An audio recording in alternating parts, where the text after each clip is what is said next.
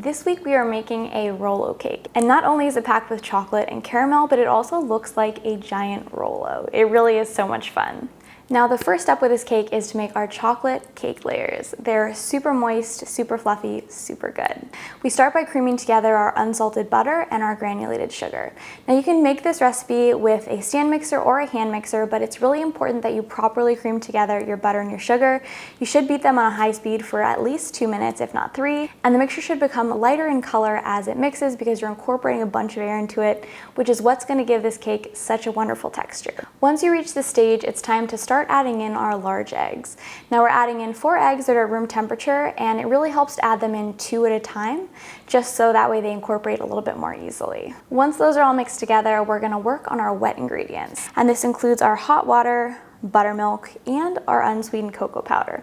Now I know this sounds weird because you're probably thinking like cocoa powder isn't a wet ingredient, but it really helps activate the cocoa powder and bring out its flavor if you mix it with a hot liquid, which is why that hot water is in there. So we're gonna whisk that together until it's nice and smooth, and then we work on our dry ingredients. We're gonna sift or whisk together our all-purpose flour, baking powder, baking soda, and salt. Then we're adding half of our dry ingredients into our butter egg mixture. Once that's incorporated, we're scraping around the sides just to make sure everything's getting mixed together properly.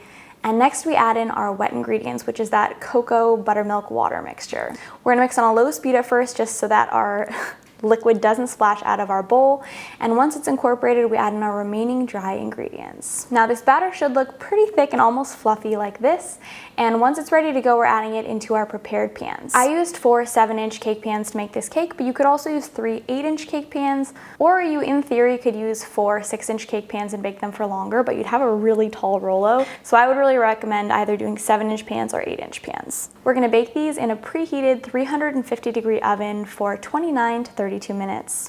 While those bake, we're gonna work on our caramel next. This caramel is so good, it's only a handful of ingredients and it comes together so fast. We're first gonna melt down our sugar. I like to add it in 1/4 cup at a time just to allow it to gradually melt. It goes a lot faster this way. And as it's melting, it should become kind of an amber color.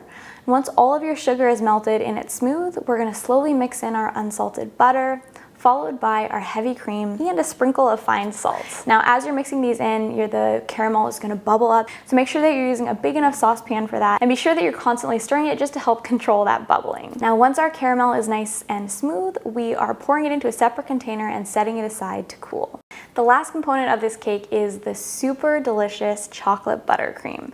Now you can make dark chocolate buttercream or milk chocolate buttercream. I'm making milk chocolate buttercream today just because that's kind of the flavor I think of when I think of Rolos, but you really can make whatever you prefer. We start by mixing our butter on a low speed to get it nice and smooth, and then we mix in our unsweetened cocoa powder, our vanilla, and our salts.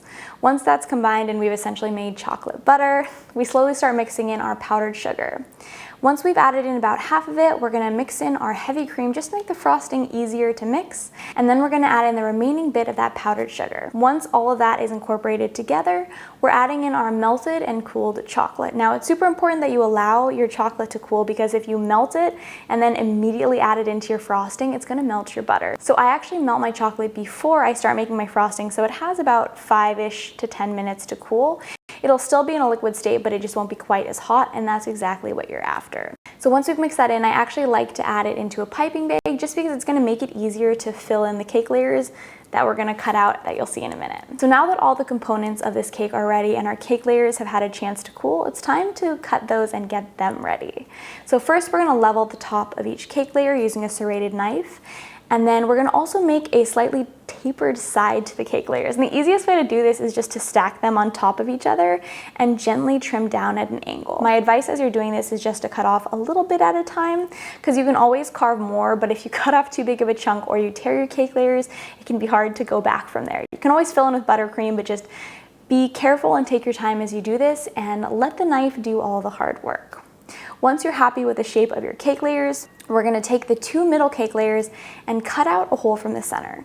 I like to use circle cutters like these. These are about 2 3/4 of an inch, but you also could use like a glass cup or really any circular object you have that's the right size. And then it's time to assemble this cake. So we're starting off as always by spreading a dab of our chocolate buttercream on our cake board to help lock that first cake layer in place and kind of act like glue.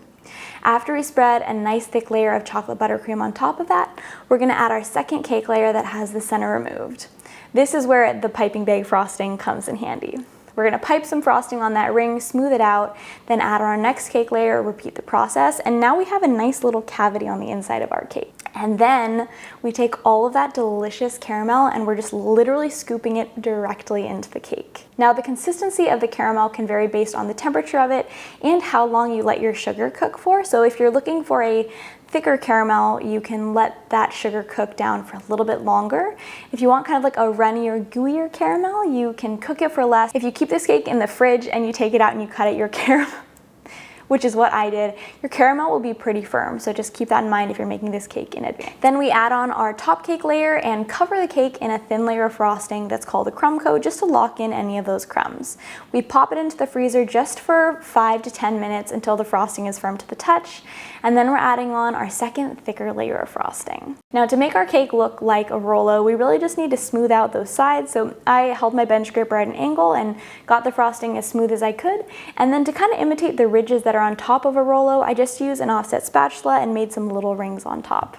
And just like that, we've made a giant Rolo cake. I was legitimately so nervous to cut into this cake, part excited, part nervous, but I really wanted it to look as epic as it felt as I was making it, and I was so happy to say that I think at least it really was. It's a little bit of a hard cake to serve, but you really just want to make sure you get like a scoopful of caramel with each slice, and I think everyone will be happy. You also can drizzle some caramel on top of the buttercream between the cake layers if you really want to get more of that caramel flavor into every bite of it. So that is it. Thank you guys so much for watching. I hope that you enjoyed this video. If you want to make this giant Rolo cake at home, the recipe is included in the video description, or you can Google Chelsweets Rolo Cake. And until next time, happy baking.